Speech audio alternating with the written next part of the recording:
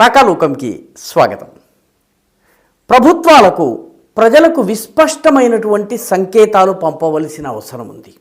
తాము ప్రజాపాలన చేయబోతున్నామని, ప్రజల మేలు కోసం పనిచేయబోతున్నామన్నటువంటి నిర్మోహమాటమైన, నిక్కచ్చి అయిన, నిస్సంకోచమైనటువంటి సందేశం పంపవలసి ఉంటుంది. అదేవిధంగా ప్రజా వ్యతిరేకులు ఎవరైతే ఉన్నారో వాళ్లకు వాళ్ళ ఆటలిక సాగవని, ఉపేక్షించేటటువంటి పరిస్థితి లేదని చాలా విస్పష్టమైనటువంటి సందేశము, సంకేతము పంపవలసి ఉంటుంది. ఉత్తరాఖండ్ ప్రభుత్వము అలాంటి స్పష్టమైన సంకేతాన్ని హల్ద్వానీలో పంపించింది. హల్ద్వానీలో ప్రభుత్వ భూములు, నజూల్ భూములు అంటారు, ప్రభుత్వానికి చెందినటువంటి భూములు, వాటిని లీజుకు తీసుకుని కొందరు తమ పనులు చేస్తూ ఉంటారు. లీజు పూర్తయిన తరువాత ప్రభుత్వము తిరిగి తీసుకునేటటువంటి హక్కు ఉంటుంది. ఆ రకంగా నజూల్ భూమిని తీసుకుంటున్నటువంటి సమయంలో, అక్కడ కట్టినటువంటి అక్రమ కట్టడాలని తొలగిస్తున్న సమయంలో పెద్ద ఎత్తున హింసకి పాల్పడి అనేక మంది మృతికి, వందలాది మంది గాయపడడానికి కారకులైనటువంటి ఆ ముఠా ఏదైతే ఉందో ఆ ముఠాకు ఉత్తరాఖండ్ ప్రభుత్వము, పుష్కర్ ధామీ ప్రభుత్వము చాలా స్పష్టమైన సంకేతం పంపింది. సంకేతం ఏంటంటే వాళ్ళ ఆటలిక చెల్లవు. ఇన్నేళ్ళు ఇష్టారాజ్యం చేయగలిగారు, కానీ ఇక ఇష్టారాజ్యం చేయడం అనేది ఉత్తరాఖండ్లో సాధ్యం కాదు అన్నటువంటి విస్పష్టమైన సంకేతాన్ని పంపారు.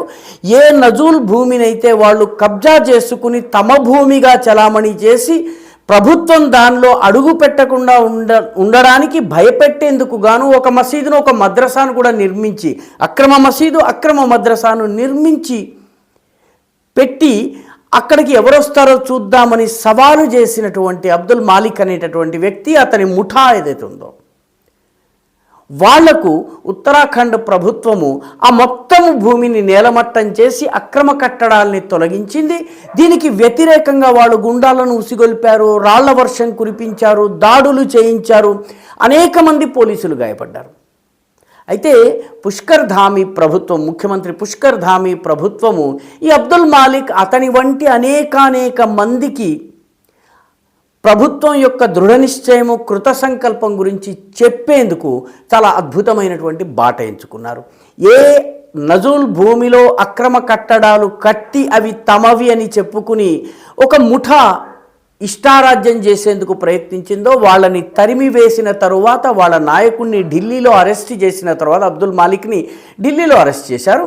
చేసిన తర్వాత ఆ ఏరియా మొత్తంలో ఉన్నటువంటి అక్రమ కట్టడాల్ని తొలగించిన తరువాత బుల్డోజర్లను పంపి ప్రభుత్వము ఇంకా స్పష్టమైన సంకేతం వాళ్ళకి పంపించింది. ఆ సంకేతం ఏంటంటే అక్కడ ఒక పోలీస్ అవుట్ పోస్ట్ నిర్మించింది. ఏ నజూల్ భూమిలో అయితే అక్రమ మద్రసాను నిర్మించారో ఆ భూమిని నేలమట్టం చేసి అక్కడ పోలీస్ అవుట్ పోస్ట్, చౌకీని ఏర్పాటు చేయడం జరిగింది. పోలీస్ అవుట్ పోస్ట్ని ఎవరు ఇనాగరేట్ చేశారు?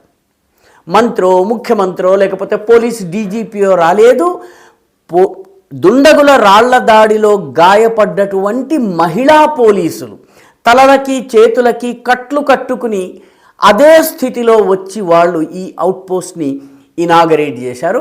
ఇది చాలా స్పష్టమైనటువంటి సంకేతము. ఏ భూమిలో అయితే అక్రమ కట్టడం ఉందో, దేన్ని తొలగించేందుకు అల్లరి జరిగిందో దానిని నేలమట్టం చేయడమే కాకుండా ఆ స్థానంలో పోలీస్ అవుట్ పోస్ట్ నిర్మించి ఆ పోలీస్ అవుట్ పోస్ట్ని గాయపడ్డ మహిళా పోలీసుల చేత ఇనాగరేట్ చేయటం అంటే చాలా స్పష్టమైన సంకేతము. హల్ద్వానీలో ఉన్నటువంటి ప్రభుత్వ భూముల్ని కబ్జా చేసుకుని కూర్చున్నటువంటి కబ్జాకోరులు, వాళ్ళ మతంతో సంబంధం లేదు, మతం ఏదైనప్పటికీ కూడాను ప్రభుత్వ భూమిని కబ్జా చేసుకోవడానికి అధికారం ఎవరికీ లేదు. ముస్లిములము మేము, లేదా మాది మైనారిటీ మతము, మాకు ప్రత్యేకమైన హక్కులు ఉన్నాయి ఈ దేశంలో అని కనుక ఎవరన్నా భావిస్తే అది చెల్లదు అన్నటువంటి సందేశాన్ని పుష్కర్ ధామీ ఇచ్చారు, ముఖ్యమంత్రి పుష్కర్ ధామీ ఇచ్చారు. మొత్తానికి ఉత్తరాఖండ్లో హల్ద్వానీలో రైల్వే భూముల మీద ఉన్నటువంటి కబ్జాలను కూడా తొలగించే దిశగా ప్రభుత్వం చర్యలు చేపట్టింది. ఇప్పటికే ఉత్తరాఖండ్లోని అటవీ భూముల్లో, ఈ దేశంలో అటవీ ప్రాంతం ఎక్కువగా ఉన్నటువంటి రాష్ట్రాల్లో ఉత్తరాఖండ్ ఒకటి, అటవీ భూముల్లో 5,000కు పైబడి అక్రమ కట్టడాలను నిర్మించారు. ఈ అక్రమ కట్టడాలని ప్రతి జిల్లాకు వెళ్ళి ఆ జిల్లాల నుంచి తొలగించడం జరుగుతుంది. ఉత్తరాఖండ్ మొత్తం 13 జిల్లాలు. ఈ 13 జిల్లాల్లో 4 జిల్లాలు ఉత్తరప్రదేశ్ సరిహద్దుని ఆనుకుని ఉన్నటువంటి 4 జిల్లాలు ఉధమ్ సింగ్ నగర్, అదేవిధంగా నైనీతాల్, డెహ్రాడూన్, హరిద్వార్లో అయితే వేరే వేరే ప్రాంతాల నుంచి వచ్చి అక్కడ ఉన్నటువంటి జనాభా సమతౌల్యాన్ని పూర్తిగా దెబ్బతీసేటటువంటి ఒక ప్రయత్నం జరుగుతోంది. అక్కడ 35%కి మించి జనాభాలో స్వరూపంలో మార్పు వచ్చేసింది ఒక గత 10-15 సంవత్సరాల్లో. కాబట్టి ఈ ప్రాంతంలో ఉన్నటువంటి అక్రమ కట్టడాలన్నింటినీ గుర్తించి వాటిని తొలగించే పనిని ధామీ ప్రభుత్వం చేపట్టింది. హల్ద్వానీలో ఈ సందేశం పంపడం చాలా అవసరం. ఎందుకంటే Haldwani is the financial capital of Uttarakhand. ఉత్తరాఖండ్కి డెహ్రాడూన్ రాజధాని అయి ఉండవచ్చు, కానీ పారిశ్రామికంగా హల్ద్వానీ, ఆధ్యాత్మికంగా హరిద్వార్ ప్రధానమైనటువంటి కేంద్రాలు. హల్ద్వానీలో స్పష్టమైనటువంటి సూచన పంపడం ద్వారా ఇక ఆటలు సాగవన్నటువంటి ఒక స్పష్టమైన నిర్ణయాన్ని పుష్కర్ సింగ్ ధామీ ప్రభుత్వం చేసింది, పంపించింది.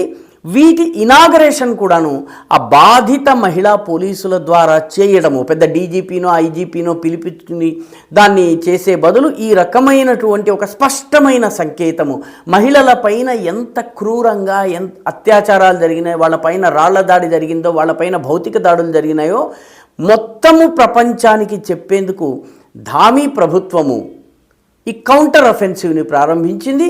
ఈ రకంగా కబ్జాకోరులను, అక్రమార్కులను, అదేవిధంగా గుండాగిరి ద్వారా తమ ఇష్టారాజ్యాన్ని నడుపుకుందామని ప్రయత్నించే వాళ్లకు సరైనటువంటి గుణపాఠం చెప్పారని చెప్పి మనము భావించవచ్చు. పుష్కర్ ధామీ ప్రభుత్వాన్ని అభినందించాలి. ఈ వీడియో మీకు నచ్చినట్టయితే లైక్ చేయండి, షేర్ చేయండి, ఈ ఛానల్కు సబ్స్క్రైబ్ చేయండి. మీ అభిప్రాయాన్ని కమెంట్ల రూపంలో తప్పనిసరిగా పంపించండి.